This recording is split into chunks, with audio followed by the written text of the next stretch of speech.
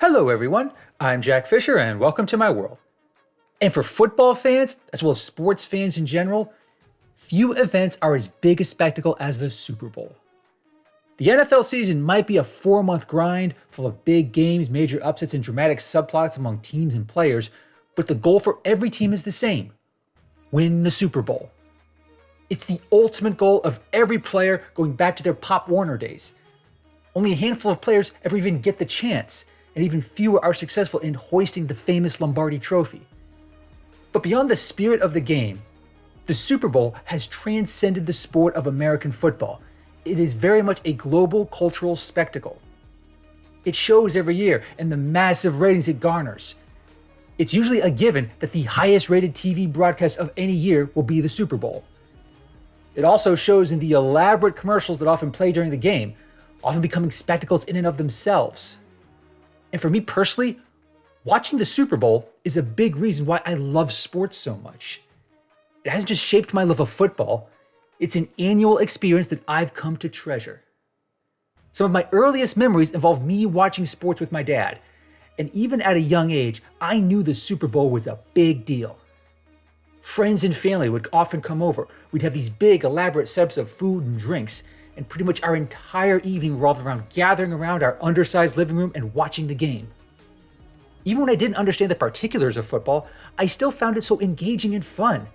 I just loved yelling at the TV with my dad. They're still among my most cherished memories. As I got older, watching the Super Bowl was often a highlight of my year. And once I started following football more closely, I came to appreciate the importance of the game even more. Even if my favorite teams didn't make it, I still watched hoping to see a great game. Because the Super Bowl is when the NFL's best lay everything on the line.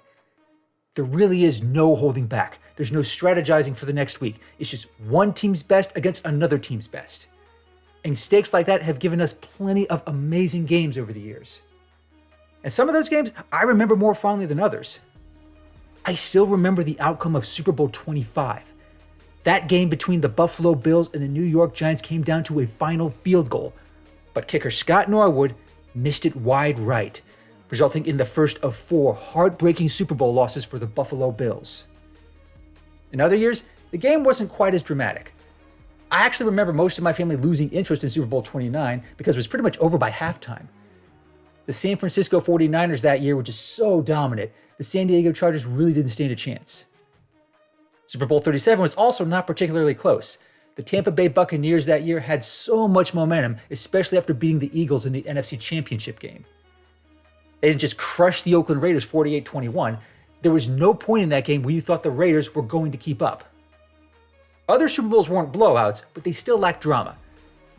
Super Bowl 40 may very well go down as the most poorly officiated game in NFL history. It was a game in which bad penalties really cost the Seahawks in their matchup against the Steelers. And the Broncos beating the Falcons in Super Bowl XXXIII the year after they first won it almost seemed routine. And the less said about the Broncos' utter collapse against the Seahawks in Super Bowl XLVIII, the better. Now thankfully, Super Bowls like that aren't too common. And I've been lucky enough to watch some truly incredible games.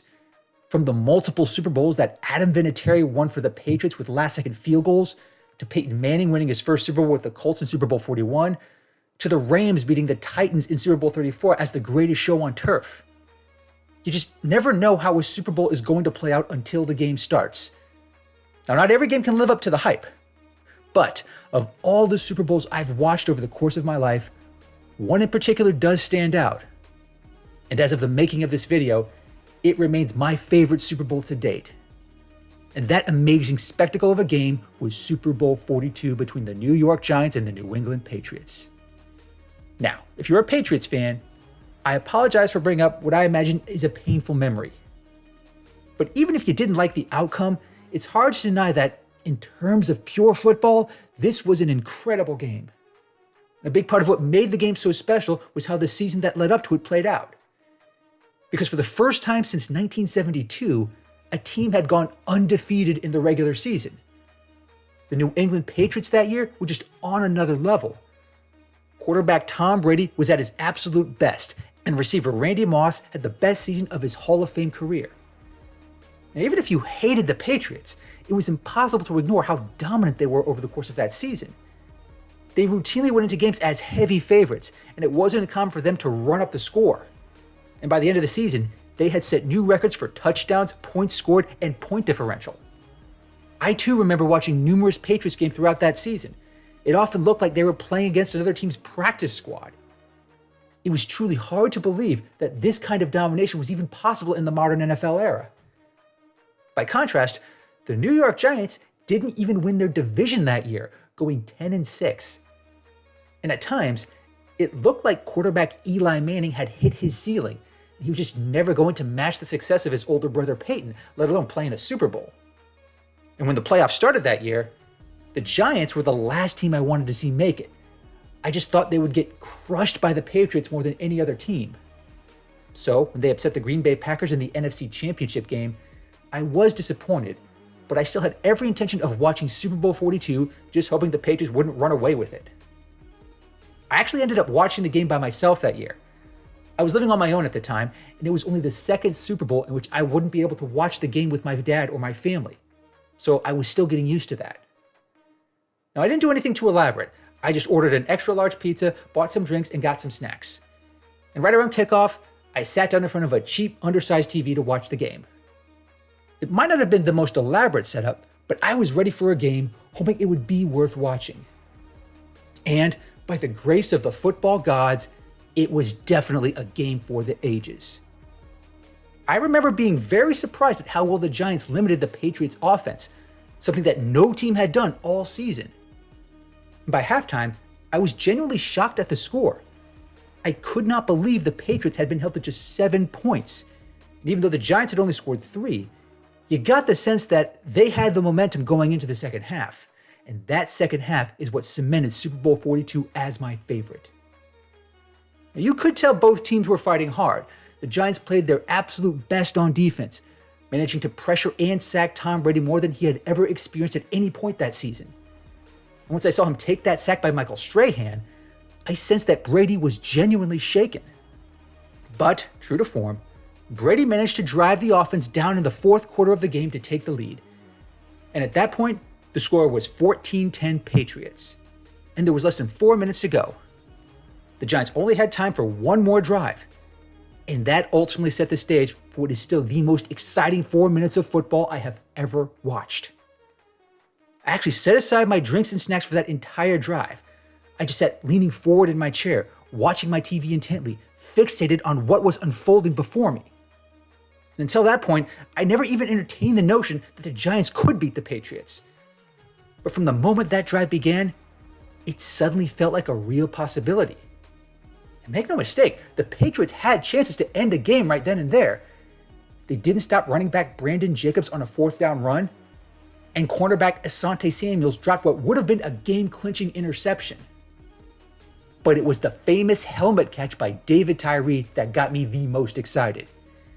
It was one of those plays in which, if you hadn't seen it unfold before your very eyes, you never would have believed it. But I was there to see it. I watched it happen in the moment. And I'll never forget shaking my head and yelling at the TV in disbelief, thinking there was no way he could have caught that ball. And once that happened, it suddenly felt like the Giants really were going to upset the undefeated New England Patriots in the final quarter of the final game. It's the kind of ending that feels ripped from a generic sports movie, but this was very real. This was really happening. And when receiver Plexico Burress caught that touchdown pass to make it 17-14, that sealed it for me. Super Bowl XLII, in my mind, was the greatest football game I had ever watched. Now, I do not consider myself a huge fan of the Giants, nor am I a fan or a detractor of Tom Brady and the New England Patriots. But seeing that game, seeing the Giants win against a team that seemed so unstoppable for an entire season, it truly was an incredible experience for a lifelong football fan like myself. Even though I had to watch the game in a cramped room on a lousy TV, I still felt lucky to have watched it unfold in real time. Now since then, I've watched plenty of other Super Bowls. I've also moved into a better place. I've bought a bigger TV, and I've been able to attend proper Super Bowl parties. And while plenty of games have been fun to watch, none have come close to the experience of watching Super Bowl XLII. There may very well never be another Super Bowl like that. But With each NFL season comes so many possibilities. And with each year, another Super Bowl brings out the best the NFL has to offer. And I still look forward to watching this biggest of sports spectacles for many years to come. But I will always be thankful that I got to watch a game like Super Bowl XLII. Thanks for watching, everyone, and thanks for joining me in my world. Please remember to like, comment, and subscribe. And until next time, take care and stay safe.